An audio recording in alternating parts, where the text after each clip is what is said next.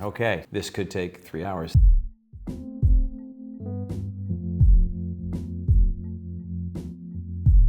Best advice that I wish I had been given as an actor when I was a younger actor. Just don't sweat the business. Make it about the art. And that sounds such like a bumper sticker. But if you get too caught up on what they want, what people are looking for, and how to be the thing that they want you to be, then you're nothing. You have to do it knowing that you may not book anything. I would prefer an actor dies at 98 years old, taking their last breath, going, good, I was an actor. Never having booked anything, but you did it, like you did it. You acted your butt off because you knew that acting was your life. I guess the number one word of advice to an actor is acting is a lifestyle more than a vocation. It's not a career like accounting or architecture. Your whole life becomes a petri dish for your acting. So it is an art form that you have to commit completely to. No great headshots or super demo reel or ability to hang out at the right rap party is gonna get you a longevity in this work that you need. The consistency in your work comes from loving the craft. That's number one. I think it was actually 4. I guess number 2 then would be the all-in. The all-in is the most important. And again, these are gonna sound a little bit like, you see memes and stuff. I like when Ethan Hawke talks about it. It's good when you see an actor that's not that famous talk about this. My wife and I, when we decided we're gonna do this thing almost 30 years ago, we chose a path which was to burn every bridge behind us.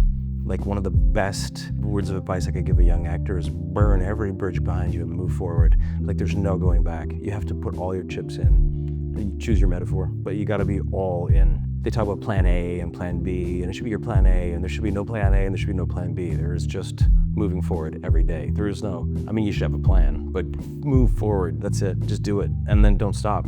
And somehow you'll forge a career, somehow you'll survive. You'll have 2 kids and 2 cars and a really expensive mortgage on an island. Like, it'll work out. Number 3, all deference and respect.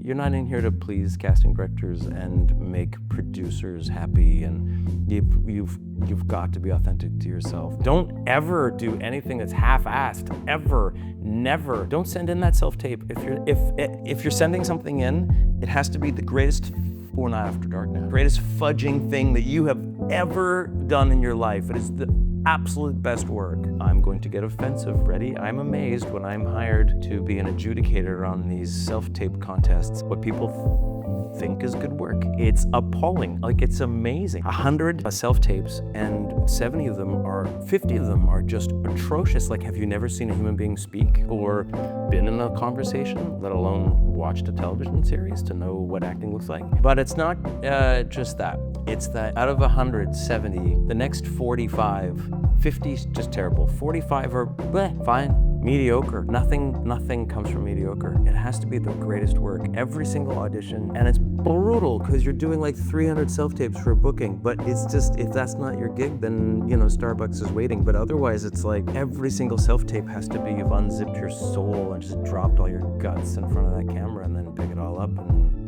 no one noticed. But you just do it, and you do it, and you do, because that's what you love. I don't know what number we're on. Loving self-taping and loving audition, because they're chances for you to act.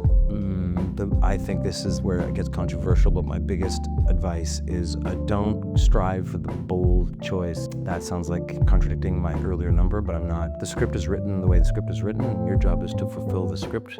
Your job is to, within the really narrow confines and mandate of what the script is asking you, for you to shove yourself in there. It's not about how you see the script or the big choice that you want to make or your take on it or your interpretation. It's about your surrendering to the character that they've written. And so you need to know yourself outrageously so that you can then surrender that to character. So the last and most brutal and exciting, vulnerable, terrifying, exhilarating, and anguish-filled number 5 is know thyself, you sons of bitches. You gotta know yourself, because yourself is all you got.